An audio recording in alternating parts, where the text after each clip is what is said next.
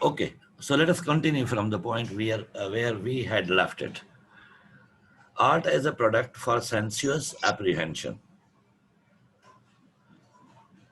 A work of art is made by humans in order to apprehend by our senses. Therefore, it is derived from the sensuous sphere. Sensuous sphere means that the world around us, the world around us, that is called sensuous, sensuous sphere. Hegel begins with a few observations. Art is not merely to arouse feeling, for reflecting on feeling is just an empty subjectivity and other things. For example, oratory, history, and religion also arouse feelings. It means that art arouse our feelings regarding all these all these things.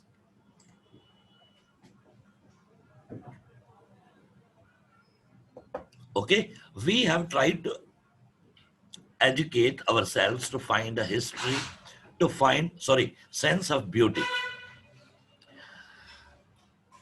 Sense of beauty means test, but test alone is external and one-sided and cannot penetrate to the depth of an artwork. So here, taste is there, but it is no more important. It is its importance is only one-sided. One-sided means apparent. As far as the depth of artwork is concerned, then we require something else to penetrate into it.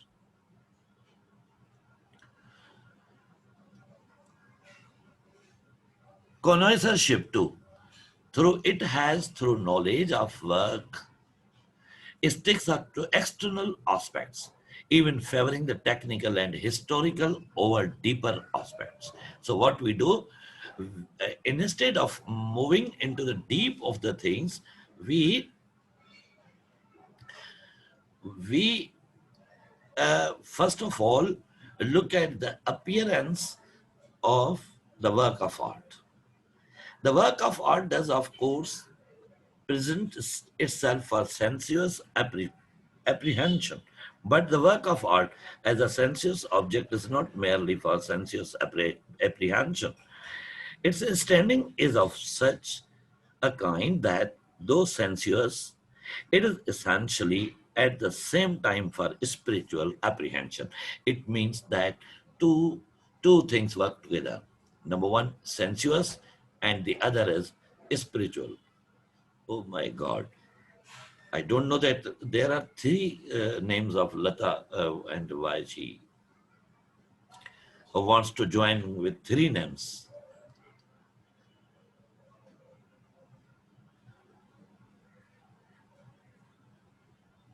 Anyway,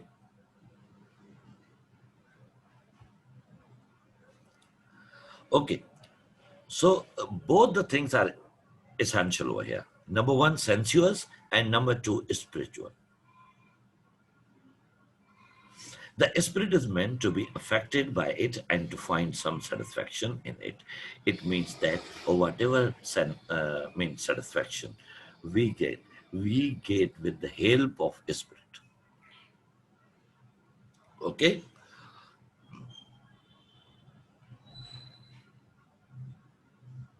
Otherwise, otherwise, sensuous type of things are temporary, another words for time being, and they may not provide a lot of satisfaction to the spirit, but they are only related, or they are only confined to the senses of man.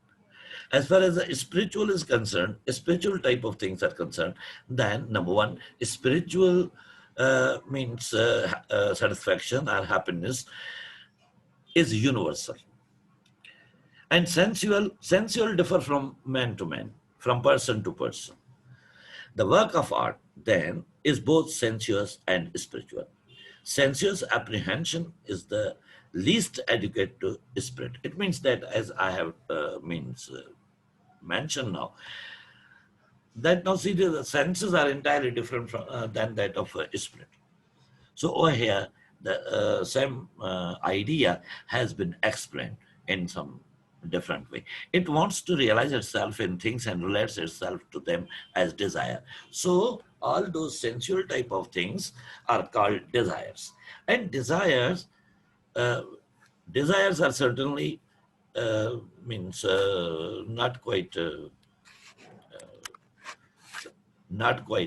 appreciated. Oh, why? Because we should control desires at least.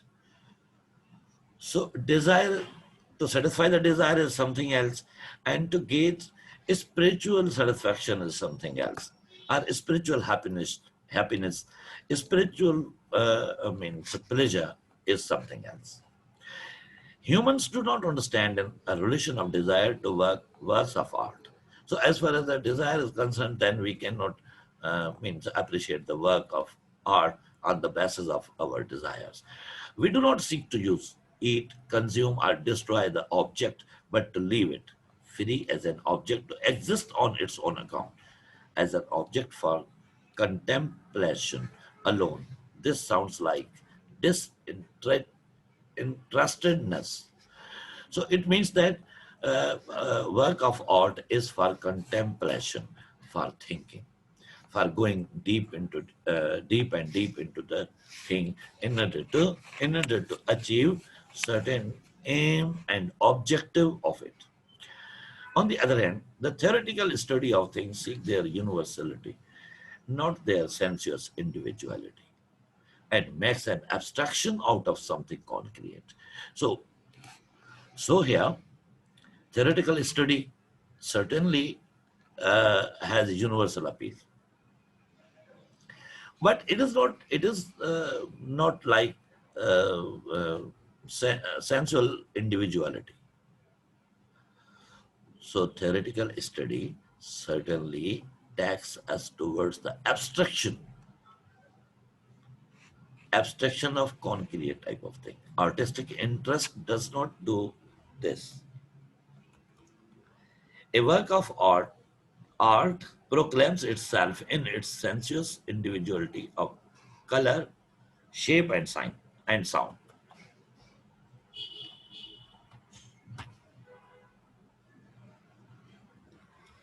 So, as the color, shape, and sound of the thing is concerned, then certainly it is related to the senses and etc. Are the outlook form of the things, outlook colors of the things, and out colors of the things, appearance of the things, and etc. It cherishes an interest in the object in its individual existence and does not struggle to change it into its universal thought and concept. It means that if you want to change the work of art into a universal thought or a concept, that it must be appreciated throughout the world, that it must be above the senses or the sensuous type of pleasure. The sensuous, therefore, must be present in work of art, but serves only as its surface appearance.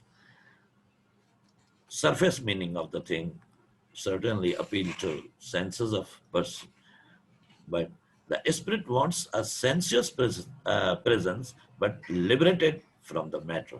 Okay, as I give you example of body and soul. Okay, we know each other with the help of our bodies, our outlook, appearance, our shape, and our shapes and our means faces. But now see that this is only outlook appearance. But as far as the spirits are concerned, then certainly they are inside all the human beings. So this is the basic requirement of spirit, that there should be certain type of sensuous presence of things. And but that sensuous presence must liberate individuals from the confinement and may lead them towards the spirit, or towards the spiritual satisfaction. The work of art stands in the middle between immediate sensuousness and ideal thought. So, work of art is certainly a bridge between these two. This is a mediator between these two. Okay? Number one, sensuousness, and number two, thought.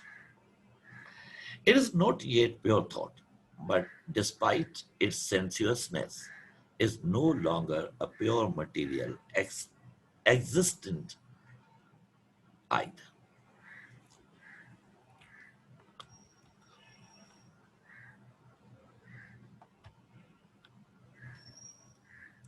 Okay?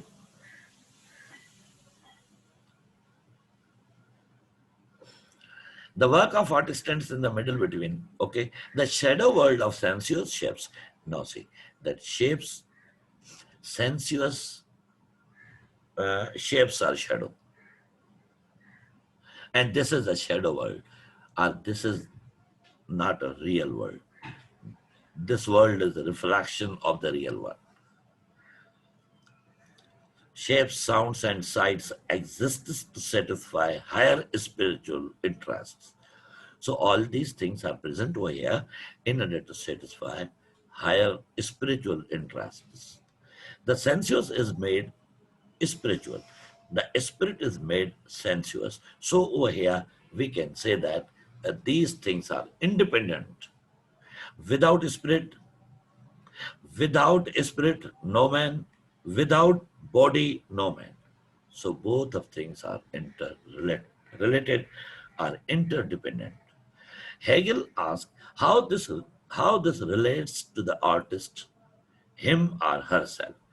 So what is the relation of such type of things to artists?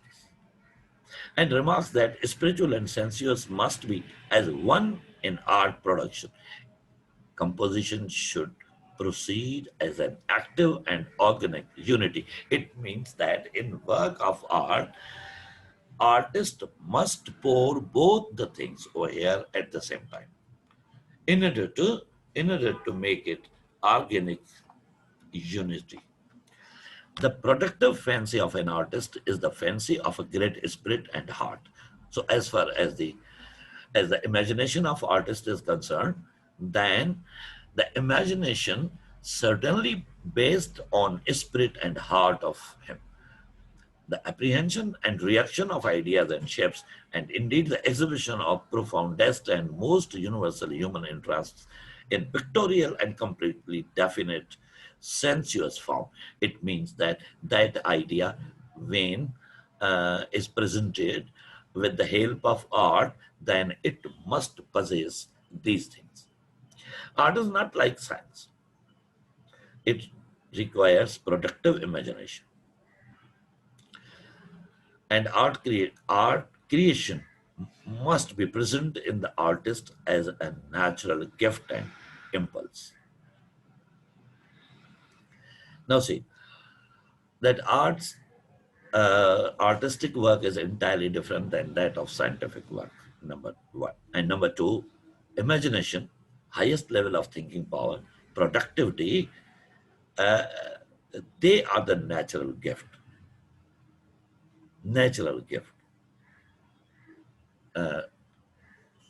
for natural gift for artists only.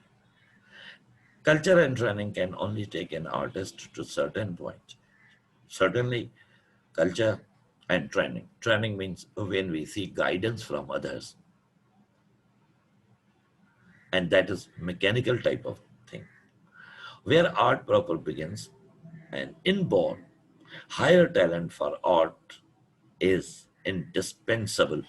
So, artistic work or artistic qualities are, in other words, artistic characteristics are inborn. For example, every man cannot be poet at all. Every man cannot be artist at all. And we have the best examples and understanding of it. For example, that with the hard work and painstaking on our part, we cannot be artists. If we don't have such type of qualities or characteristics which have been bestowed, right? So this is, there are certain type of things. Some things are inborn, and others we learn with the help of culture, training, and etc. You are educated in educational institutions, right? And we are also learning literature. In literature, we also learn various forms of it. For example, if any one of us wants to be poet or poetess, then it is not in our powers or in our hands, or it doesn't depend upon our hard work to be poet at all. Why? Because poets need highest thinking power. And with the help of that imaginative power, they come close to the absolute one, or the creator. And as a result, there is a revelation of the verses upon them. Sorry. So they immediately start to work, or to write, or to compose the poetry. So there are certain things, are certainly the work of art is not quite easy type of job that we may learn from educational institutions. And for example, those who are well aware of the Sindhi literature, they know very well that Halashablati Vitai was not educated one. Educated from worldly point of view. Neither he got admission in primary school nor in secondary school, and never he visited even an university. But his language, his ideas, his way of expression, his lofty thoughts represent him as the man of the highest caliber, in spite of not having means education from certain type of institutions. Example number two. All of you have gone through the Abbot of Canterbury. Abbot of Canterbury is the name of the poem, and it is in fact a story in the form of poetry, or in the form of verse. And you know very well that when King John asked the three questions, then the professors and doctors of Oxford and Cambridge universities were entirely helpless before the questions. And they were of the view that they didn't know the answers of those questions. On the one hand, we have professors and doctors of Oxford and Cambridge, highly educated one. On the other hand, we have Shepherd. We have a character of Shepherd who was illiterate man, but he answered all those three questions, right? So now it is. So these examples will certainly shed light on the philosophy that such type of qualities or characteristics of artists are inborn. They they cannot be learned from the worldly type of means education. So I think that now uh, uh, this point is very much clear. The aim of art. Aim of art. What is the aim of art? What is the aim of humans when they make art? So, what type of objective is before artists? Hegel looks at three common views, and these views are art. Art is the imitation of nature. Okay, art is imitation of nature. How?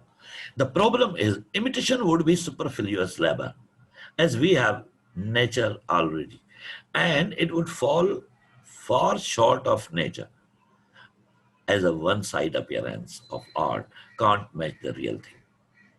The ancient Greek painter Zeus, who was famed for his realism, fooled doves into pecking at his painted grapes. But this by itself is miserable achievement. We are left with taking pleasure in conjuring trick and rating the correctness of the representation over the content. Without the content and thus without objective criteria, we are left with three subjective tests.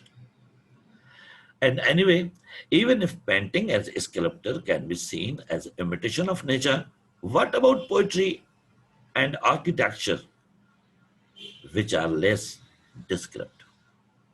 So now see, he has given an example that art is the imitation of nature. Okay, if it is imitation of nature, no matter it is. But it also depends upon the idea which has come into the brain of artist, from where such idea has been received, that from the one. So as we have means discussed in our preceding means lines, that no see that uh, we should not look at the work of art on only one side, but we must uh, peep into the other side of it. Other side is that the message of it, objective of it. So so painting and sculpture can be seen as imitation of nature. Okay, but what about poetry and architecture? Architecture in architecture, what we have observed that the new type of means maps of buildings have been introduced. It is not an imitation. From where the architect has got an idea, certainly with the help of thinking, with the help of imagination. So here it means that the work of art must be considered, especially on both sides. Both sides means that outward and its inward philosophy. We learn a lot by attempting naturalism, and it can act as a guarantee of quality in the face of arbitrary artistic convention, but it is not the primary basis of art. So, no, see, the primary basis is one thing, and the means aim is the other. So we should not only go to the appearance of any work. Number two, it awakens and vivifies our feelings. Work of art certainly appeals to our feelings. And then when we awakens, as I have already mentioned, that there's certainly the proper type of or the certain type of knowledge or certain type of information that lies in the unconscious part of the brain of man. So when we look at the work of art, it is awakened. Awakened means, again, we are trying our level best to discover the aim of life in the world, which we have put aside while involving ourselves in the material world. We are running behind all these things around us. And the actual or the real message of life we have forgotten. On the next view, the aim of art lies. Okay, the other view of art is,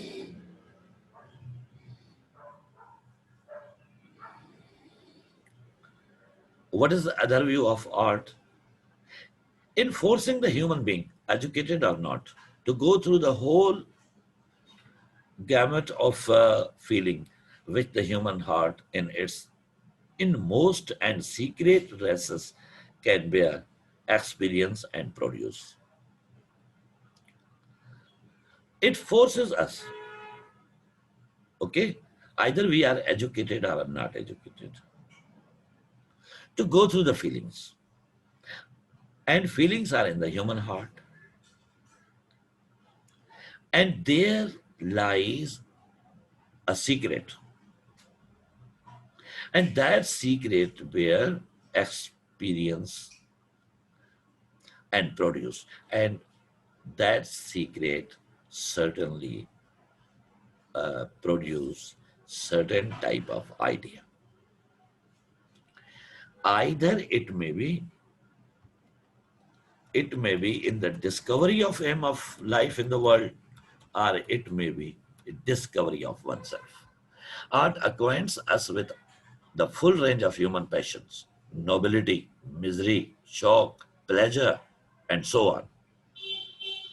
We embrace ourselves more intensely as living beings and become more receptive to life experiences.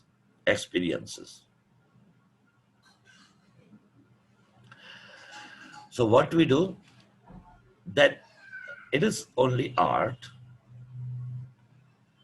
and it is the full range of human passions. And in art, all these passions, all these emotions are hidden.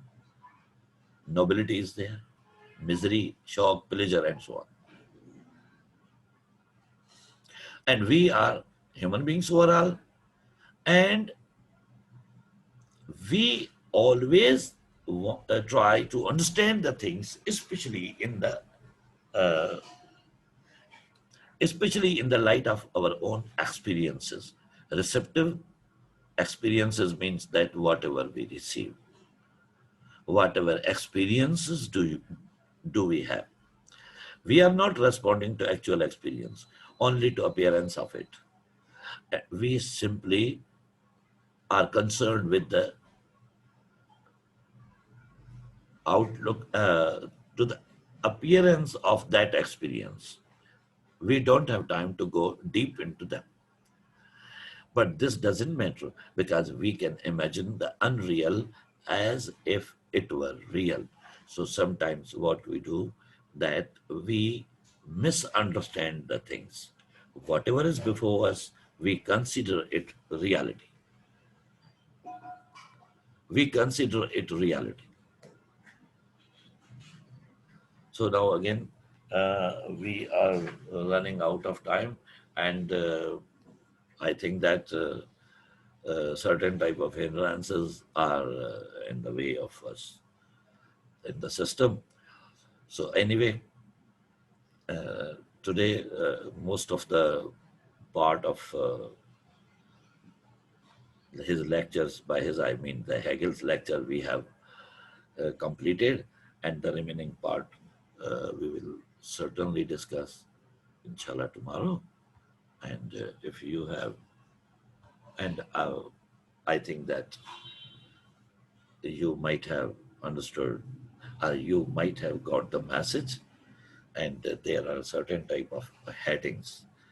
Under those headings, the different type of ideas have been projected, and we are trying to grasp all those ideas, new philosophies, importance of spirit,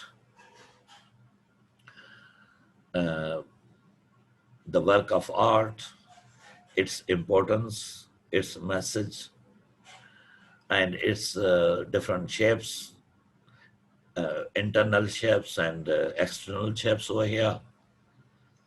For what? In order to understand life. So anyway, we are going to stop over here at this point, and inshallah, we will continue tomorrow. And if you have any questions, please let me know that I may answer your questions.